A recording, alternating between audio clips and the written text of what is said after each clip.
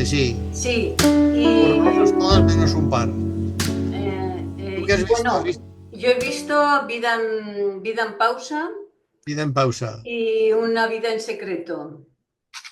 Que es horrorosa. Sí. Bueno, me parece que ya la comentamos un día, ¿eh? Sí, porque se dijo que se iba a estrenar y después se anuló. Efectivamente, La efectivamente. comentamos de pasada si quieres. Oye, Bueno, si pues te parece entonces empezamos. nombro las seis películas para empezar. Vida en Pausa, Cantauri, Guillermo Tell, La huella del mal, Una vida en secreto y A nuestros amigos. Exacto. ¿Vale? Si empezamos con Guillermo Tell, que Bueno, supongo que, como tú que es la más, quieras. que es la más comercial. Venga, pues como tú quieras, sí. Vale. Pues cuando quieras empezamos. Me dejas que comparta y nos ponemos. Venga, cuando quieras.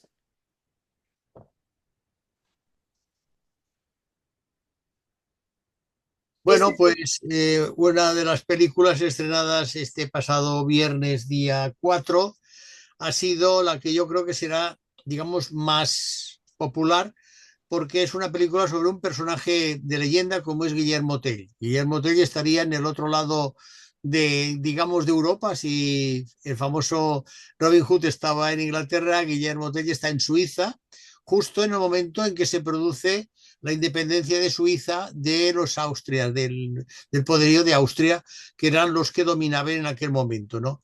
La película es una producción británica, dura muy larga, 133 minutos, o sea, 2 horas y 13 minutos que no hacen falta. Digamos que está correctamente interpretada. Hay un reparto que forman Claes Bang en el papel, evidentemente, de Guillermo Tell. Connor Schwindel, que es su hijo, Ben Kingsley, un actor conocido, y después otros actores que para mí no son suficientemente conocidos. Es una coproducción con Italia también, supongo, porque cuando Italia está más cercana a la parte esta de Suiza, también habrá invertido dinero. Lo que pasa es que a mí es una película que me parece mucho, muy interesante al principio, pero después para mí se desmadra siguiendo las normativas de la Agenda 2030. ¿Por qué? Porque resulta que convierte a las mujeres, estamos hablando de una historia que ocurre en el siglo XIV, sí, 1307. En el año 1307, siglo XIV, las mujeres, excepto una Juana de Arca que es posterior, si no recuerdo mal, no empuñaban espadas, no pegaban saltos como si fueran acróbatas a lo Johnny Depp en la de los piratas. Es decir, a mí, mientras no se desmadra ese concepto de que es una película basada en una leyenda, que sí, me pueden decir los que quieran, hombre, en una leyenda tú puedes poner que habían dragones que volaban, vale, de acuerdo, pero si estamos explicando la historia de una leyenda que nace en el siglo XIV, se supone que la leyenda, en su origen, que debía ser seguramente una leyenda oral que después se convirtió en algo escrito, escrita. no iban a hacer que las mujeres hicieran lo que no pudieron hacer. Entonces, claro, en la segunda parte de la película, que ya digo, para mí es demasiado larga, ¿qué ocurre? Que de repente son ellas las que manejan el cotarro, es decir, son ellas las que mandan, más incluso que Guillermo Tell. Entonces dices, a ver, a mí me parece muy bien que se quieran defender determinadas actitudes. Yo estoy a favor de que todo el mundo se exprese. Lo que no estoy a favor es que todo el mundo quiera imponer su pensamiento. Ni el único, ni el variado, ni el exclusivo. Es decir, el pensamiento es libre. Entonces, a mí lo que me molesta de la película es que bajo esa especie de película de aventuras, que hace tiempo que no se hacían películas de aventuras Sí, históricas, aunque fuera de un personaje legendario como Guillermo Tell, todos sabemos la historia de Guillermo Tell, no hace falta que la diga, pero para los jóvenes que quizá no hayan leído historias de leyendas, que sepan que era un famoso arquero, no de arquero de arco de tensión, sino de un tipo diferente de arco de ballesta, que se dice, que tiraba ballestas, no tiraba flechas, sino ballestas, en la que los invasores de Austria en un momento determinado le obligan, porque dicen que es muy buen tirador del tipo este de ballesta, que tire a una manzana que está colocada encima de la cabeza de su hijo a no sé cuántas distancias, a una distancia muy larga de yardas, ¿no? Entonces él tira y lo hace muy bien. Lo que pasa es que a partir de ese momento él se convierte un poco en, como diríamos, la persona que congrega a su alrededor el incipiente deseo de independencia y de ir contra los invasores, porque evidentemente eran invasores, además invasores, tal como nos pone la película, malos, malos, en el sentido de los malos, los buenos, los regulares y los que pasan de todo, ¿no? Entonces es una película en este sentido interesante, pero a mí el final me molesta por eso, porque de repente convierte a las mujeres en luchadoras, son las que toman las decisiones, las que hacen las estrategias. Dices, bueno, vamos a ver, si esto pasa en el siglo XIV, yo creo que está muy bien que pongan a las mujeres como eran, es decir, luchando a favor de los que querían la independencia, dándoles la comida, arreglándoles la ropa, dándoles las armas, pero no eran mujeres luchadoras como podrían ser ahora, que tampoco lo son, porque, a ver, en qué países hay ejércitos femeninos? Es que claro, hay que empezar a mirar dónde hay ejércitos femeninos y cuáles son las que van a la guerra, guerra, ¿eh? Las únicas que van a la guerra, guerra son las israelíes que están en guerra. Yo no sé si el ejército ucraniano tiene muchas mujeres No lo sé, militares y sé que el ejército ruso sí tiene muchas mujeres militares. Porque lo hemos visto en cualquier reportaje que se quiera ver en YouTube, se ven desfiles de mujeres militares en los famosos desfiles que hacen en la Plaza de Mayo, en la famosa plaza del Kremlin, anualmente, ¿no? Y se ven mujeres de uniforme. Pero yo no sé, pero en la guerra esta que nos están explicando a través de lo que quieren explicarnos los medios, yo no he visto tampoco hablar mucho de las mujeres soldados de Ucrania o de Rusia es que esto me haces pensar, o sea, yo Claro que te hago pensar, yo intento hacer pensar. hace Mi vocación poco, es hacer pensar, porque yo como quiero pensar, yo también intento que los demás piensen. hace poco he visto el pase de prensa de Warfare. Sí, yo no pude ir a verla, sí. Bueno, pero igualmente en televisión, en streaming, pues también hay una sobre estos soldados SHIELD, ¿no? SEAL. Bueno, yo la mujer, si el final de cada acción militar es si hay un herido que pesa 100 kilos con todo, tiene que haber mujeres que puedan levantar ese hombre de 100 kilos herido. Hombre, a ver, lo que sí hay que decir es que Porque es un equipo de sí, sí, soldados sí, sí, que... no, no, un señor puede pesar 80 kilos y No, pero lleva un impedimento que se llama, en la guerra, se llama, no, en el ejército se llama el impedimento, que es el chaleco de esto, las armas, el casco, todo esto pesa mucho. Pongamos 25 kilos más, haces muy bien, porque como mínimo un hombre fuerte y alto, 80 kilos, y eso además, bueno, de brazos, sí, puede pesar 90 kilos, 85. Le pones 10 kilos, 15, 20 kilos más y se va a más de los 100. Lo que yo sí te puedo decir es que en el ejército, tanto a hombres como a mujeres, sí los ejercitan muy bien a nivel de fuerza física y sí les exigen mucho como exigen a otros cuerpos de seguridad del Estado, como pueden ser a los policías, a los mossos de escuadra, a los bomberos o a las bomberas que les exigen. Lo que pasa es que también es cierto que, por ejemplo, que yo haya visto en Barcelona no hay excesivas bomberas de ciudad. No sé si en el caso digo de en el las... momento de salvamento, de retirada de heridos. Sí, sí, sí, de retirada de heridos. Bueno, que podían ser o enfermeras o combatientes, sí, tanto da.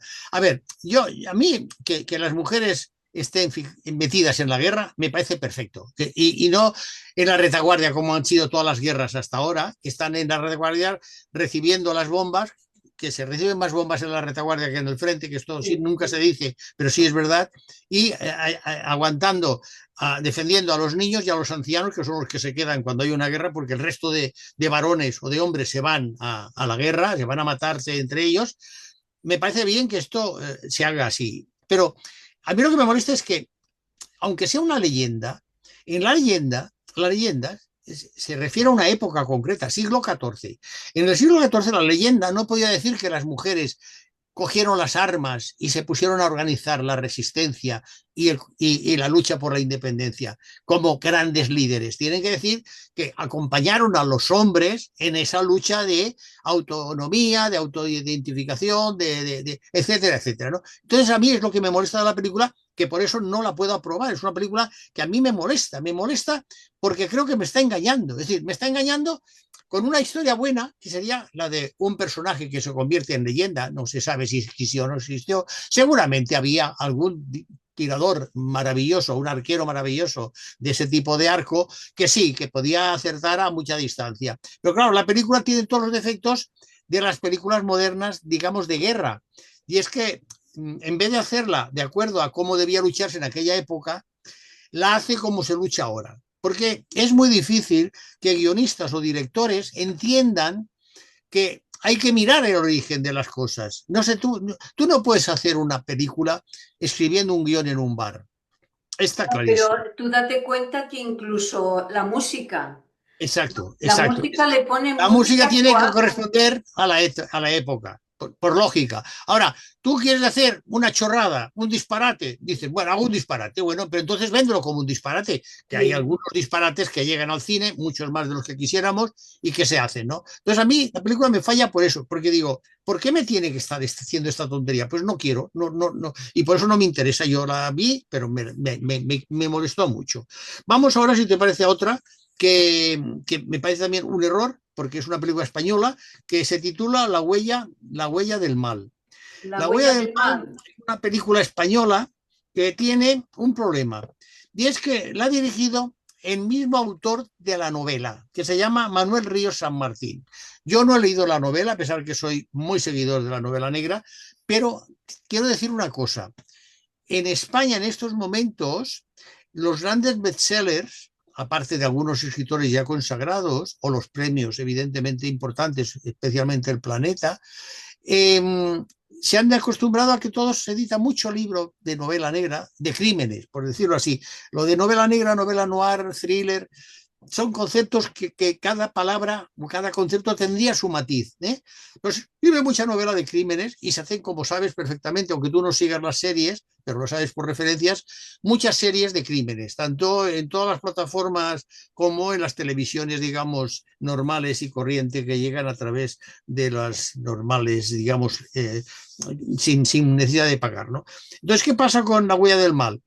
Que es una novela que yo no he leído, pero que no sé cómo ha sido el hecho de que él en la novela crea una historia en el momento actual y otra historia en el momento de los orígenes del ser humano. ¿Por qué?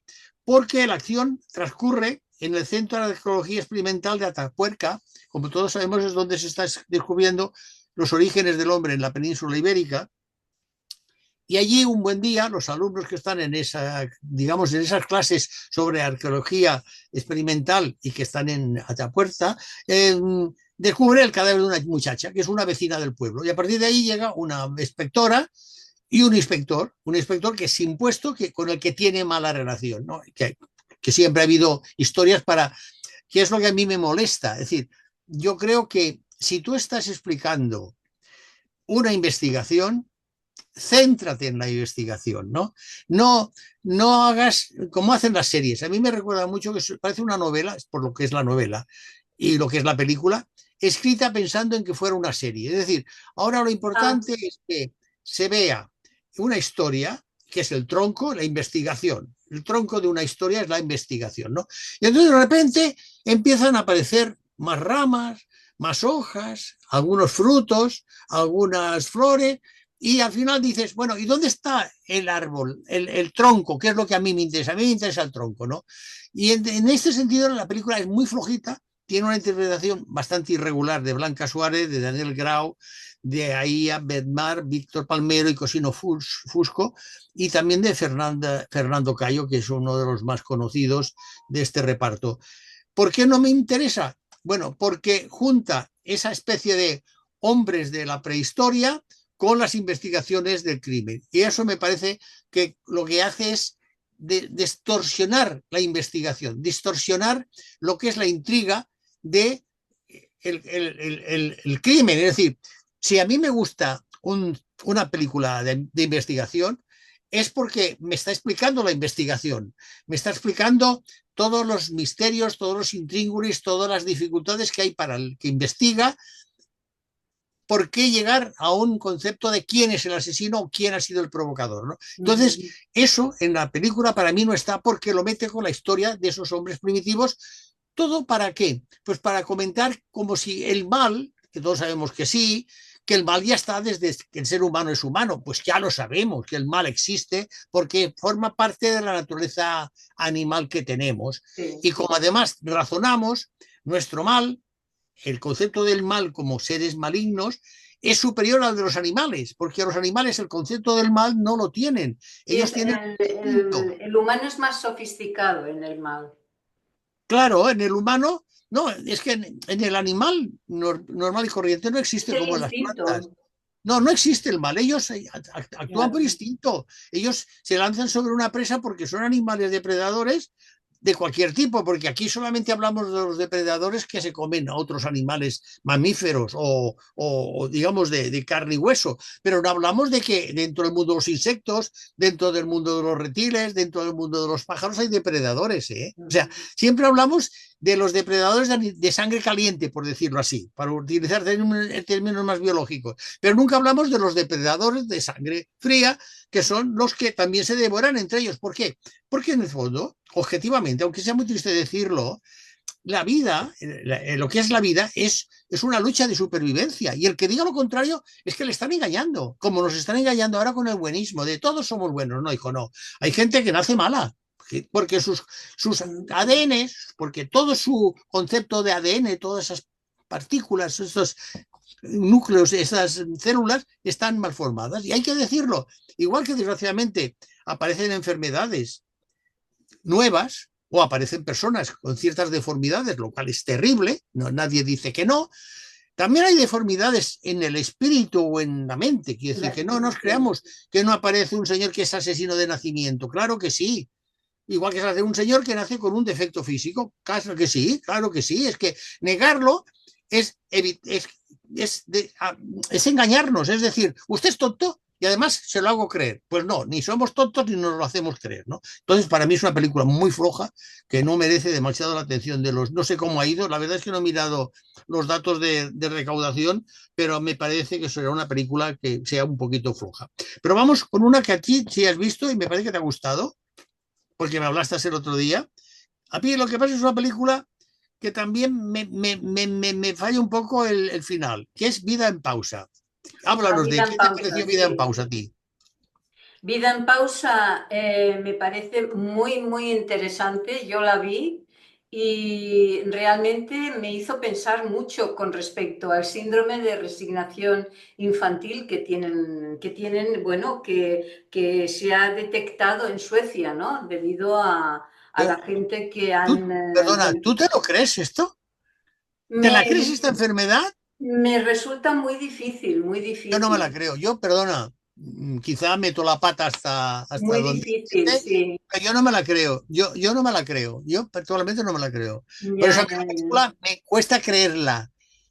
Me cuesta mucho creer la película. Veo que tú sí la crees, yo no. A mí me. Y No, además es no, una yo lo que revolución, como pasa es que sabes. me ha hecho recapacitar, pensar, incluso te digo más, o sea, es producto también de un adoctrinamiento de los padres, porque claro, todo depende a veces de los hijos, porque como son investigados por estos departamentos de vigilancia, de cerciorarse de que son expatriados, o sea que realmente los padres en esta película quedan muy Bueno, a retratados. ver, aprovechando que tú hablas de los padres, Y el bueno, padre. y las infraestructuras suecas también, No, ¿eh? O no, sea, sí, pero el padre de entrada es un cabrón. yo Es el un padre me parece la forma en que trata a la hija mayor, obligándole a hacer lo que no quiere hacer, te demuestra, a ver, un padre para salvarse él, porque en el fondo lo que está queriendo es salvarse él, porque además todo empieza, claro, todo empieza de acuerdo otra vez al mensaje 2030. Es decir, usted tiene una familia con dos hijas en un país donde hay unas normas dictatoriales, ¿de acuerdo? Rusia, perfecto. Usted sabe, porque sabes que él es director de una escuela, ¿eh? Vale. Que según qué libros o según qué opiniones no las puede idear. ¿Eh? bueno, Usted no sabe es que ninguna además no puede sorpresa para publicar un él. artículo yendo contra la normativa del entorno, teniendo en cuenta que tienes una mujer que también es profesora, si no recuerdo mal y si me acuerdo Sí, mal sí, sí, pido sí. disculpas, ya saben que me gusta mucho disculparme, porque como paso de todo, los que me quieran insultar van a tener que tirar en vacío porque no estoy, yo ya no existo, soy una especie de ente que todavía hablo, pero Un nada más. holograma. Sí, un holograma mal acabado además. Y entonces, ¿qué pasa? Que el tío encima, que lo echan del colegio por eso, por aconsejar unos libros prohibidos, encima escribe un artículo agresivo, ¿no? Y claro, entonces los quieren atacar, y tienen que huir a Suecia. Que curiosamente una de las ciudades que sale, cuando van a la piscina, que salen a una piscina, la ciudad que sale es una ciudad que yo miré en internet, ponía que era de Noruega, pero bueno. Entonces, él va, estamos viendo una escena, esta escena él es el que provoca la enfermedad de la niña. Un padre que hace esto con dos niñas es un cabrón. Y digo otra palabra con todas las letras, pero un cabrón, cabrón. Y la madre, en el fondo, es otra loca, porque el padre está exigiéndole a la mayor lo que le exige y no la defiende. Y dices, ¿estos son padres? Un padre tiene que dar la vida por sus hijos, pero no tiene que hacerles que sigan sus normas, no tienen que hacer que se suiciden con ellos. Un padre es la vida y tiene que dar la vida a sus hijos. A mí por eso la película, que al final me recuerda mucho al diario de Ana Frank, es decir, cómo está muy bien lo que tú has dicho también. Suecia debe ser una mierda de país, aunque todo el mundo diga que es maravilloso, porque a mí la película me parece de terror. No Sí, sé, sí, sí, sí. parece de terror. Es No de terror del terrorífica, ¿eh? mañana, Sí, no, del sí. terror de ahora, ¿eh? No del terror ese que les gusta a los jovencitos de ay, y la ciencia ficción y los viajes. No, no, el terror de ahora, porque además fíjate una cosa, si te acuerdas bien, Sí, cuando están con problemas dicen, pórtense bien o llamaremos a la policía. O sea, están ante sí, un sí, sí, tribunal sí. que no es ni la policía, ni sabemos si es de un ministerio de Interior, de Migración. Hay una especie de tribunal que ríete de la Gestapo. Es Ríete que de la Gestapo.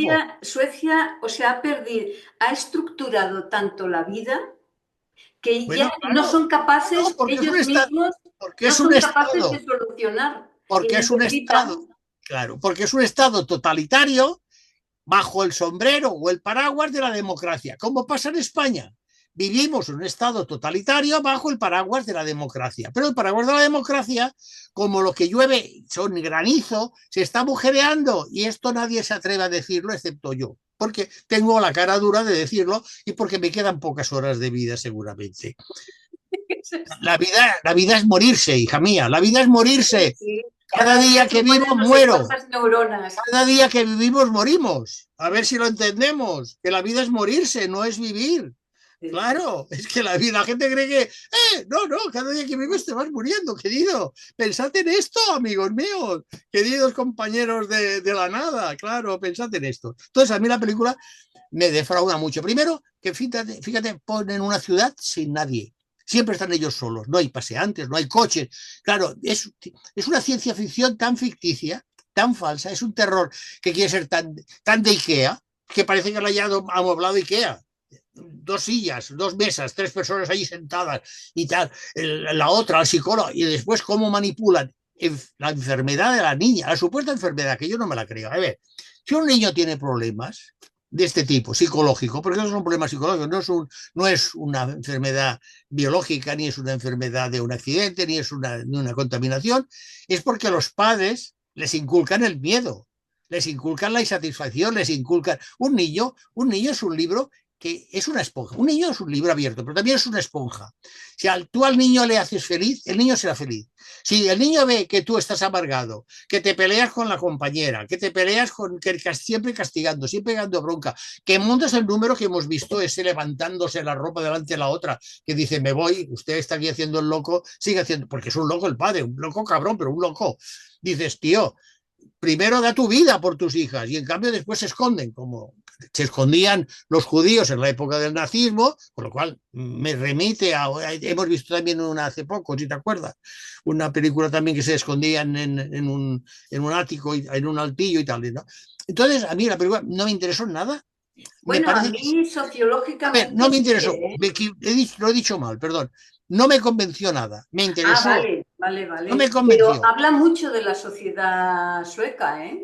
Claro, claro, la pone a parir. la pone a parir. Bueno, pero como todas las sociedades democráticas actuales, que son una ficción, son totalitarismos con el paraguas de la democracia, a ver si lo entienden. Y los paraguas, cuando cae granizo, se van rompiendo hasta que se quedan sin nada y te queda ahí el granizo encima de la cabeza.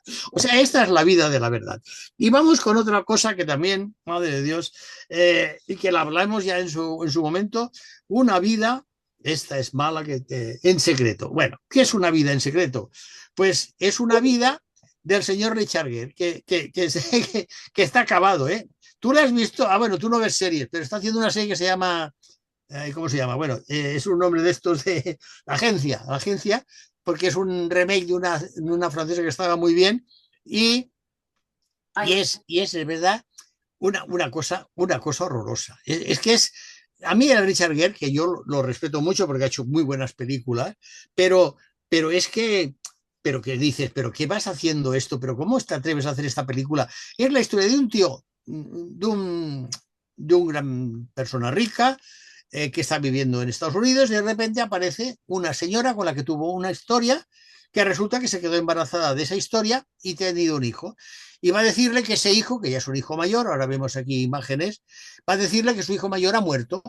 Y de repente a él le entra la neura de que quiere ir a saber algo de su hijo, que quiere saber algo de su hijo, y se va a Canadá tan feliz a buscar eh, pues datos sobre su hijo y se ve con la que había sido su novia, con los amigos, vuelve a ver a esa mujer con la que había tenido esa relación que ya está casada y con otros hijos, y esa es la película, y dices, bueno, ¿y qué me explica? ¿Y qué me explica?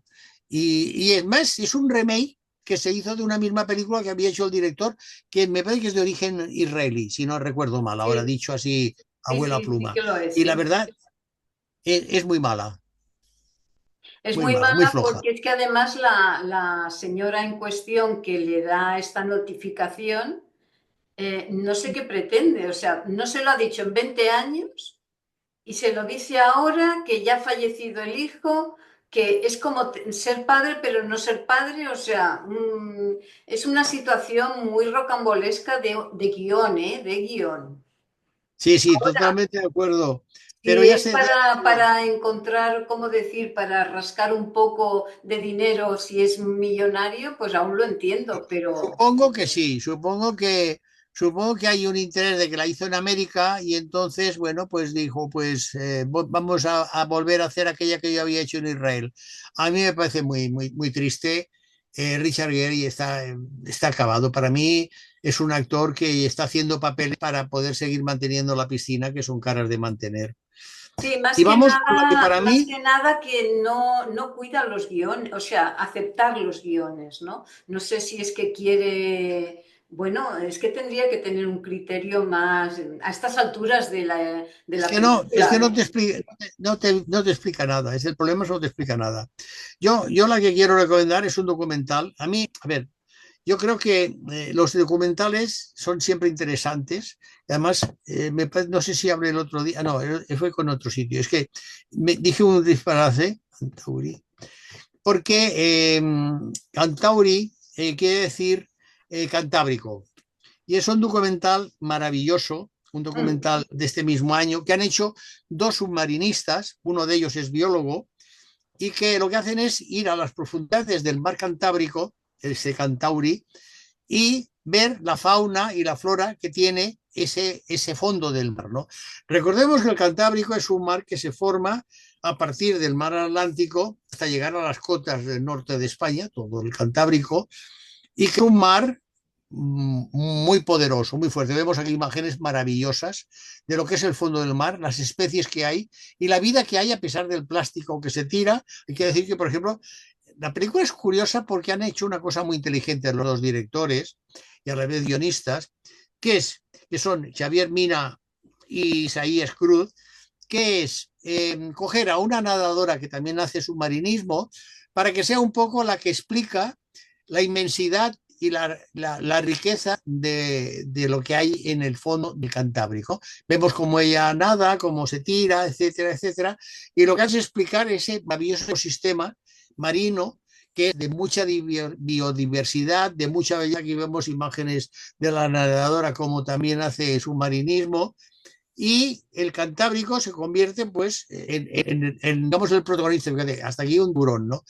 Piensa que hay tomas desde 20 metros de 20 kilómetros de profundidad en esas aguas que bañan una de las playas, algunas playas más bellas de España. Yo creo que las playas del Cantábrico son algunas bellísimas, y es realmente un documental que yo recomiendo porque creo que cualquiera que lo vea, si desconoce el mundo submarino, se enamorará de la belleza de esos animales, pulpos, peces, crustáceos, como vemos aquí, todo un mundo que para nosotros los urbanitas es prácticamente desconocido, y creo que es el mejor documental que se puede ver en estos momentos en el cine. Venga. De acuerdo. Venga, hasta otra. Buenos días, buena semana. Chao. Sí, sí. Adiós a todos.